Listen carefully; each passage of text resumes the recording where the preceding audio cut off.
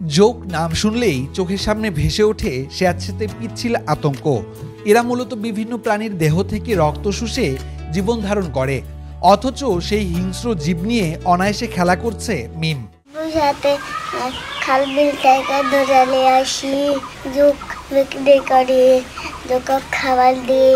বাপের আয়ের উৎস জোকের দেখভাল করতে এতটুকু ভয় পায় না ছোট্ট শিশুটি। পিতার সঙ্গে জোক ধরা, জোককে খাওয়ানো, পরিচর্যা সবই নিজ হাতে করে থাকে শিশু মিম। জোক যেন মিমের নিত্যদিনের খেলার সঙ্গী। তবে জোক দেখলে ভয় পান মানিকের স্ত্রী। তাই নিজের নিরাপত্তার কথা চিন্তা করে দূর থেকে যতটা সম্ভব স্বামীকে সহযোগিতা করার কথা জানান তিনি।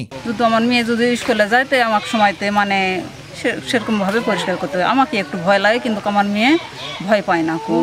আমার মেয়ে সবসময় নাড়াচাড়া করে, জোকলে খেলতে অনেক ভালোবাসে। দীর্ঘ ২০ বছর নিজ বাড়িতে জোকের কারবার করছেন নওগাঁ জেলার আত্রাই উপজেলার কাশিমপুর গ্রামের মানিক মিয়া। আমি এই জোক চাষ করি ১০-১৫ বছর হয়ে যাবে এরকম। তো আমার কথা হলো কি, এই যে জোক নিয়ে যে আলোচনাটা হচ্ছে, তো এই জোকটা আমি বাচ্চা করতে চাচ্ছি।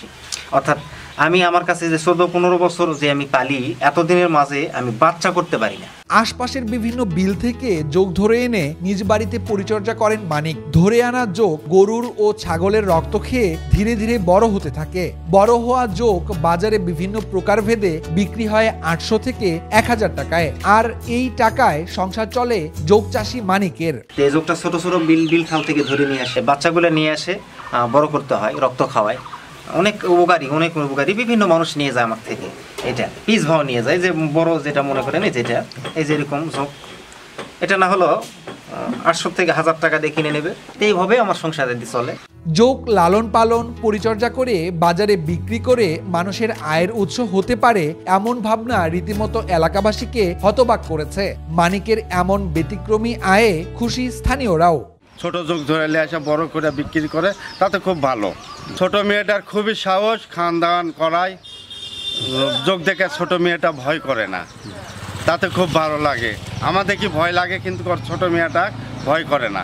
এখন পর্যন্ত জোকের প্রজনন প্রক্রিয়া নিয়ে কোনো প্রকার গবেষণা করা সম্ভব হয়নি বলে জানিয়েছেন জেলা মৎস্য কর্মকর্তা। আসলে যে জোক যেটা, এটা লিচ প্রকৃতিতেই প্রজনন করে। মেল ফিমেল তার অর্গানটা নিজেই বহন করে। যদি সে প্রজনন ম্যাটিংয়ের মাধ্যমে করে, কিন্তু তার নিজের এই বৈশিষ্ট্য আছে। যেহেতু মৎস্য বিজ্ঞানে এর সঙ্গে ডাইরেক্ট কোনো আমাদের ফিশ কালচারের সঙ্গে জড়িত নেই। তো আমাদের যদি এটা মাছের সঙ্গে সম্পর্কিত থাকতো, তাহলে হয়তো আমরা সেটা প্রজনন কীভাবে করা যায় সেই বিষয়ে গবেষণার প্রয়োজন হতো। আসলে এই কারণে আসলে যে জোকের প্রজনন বিষয়ে সরকারের এই ধরনের কোনো। পৃথিবীর অনেক দেশে জোক বাণিজ্যিকভাবে চাষ হলেও বাংলাদেশে এই সম্ভাবনা বিরল। জোক সাধারণত বিভিন্ন রোগের ওষুধ হিসেবে ব্যবহৃত হয়ে থাকে। বাংলাদেশে জোকের উজ্জ্বল সম্ভাবনাময় বাজার সৃষ্টি করতে হলে প্রাকৃতিকভাবে এর প্রজনন প্রক্রিয়া উদ্ভাবন করতে হবে। Times today news desk.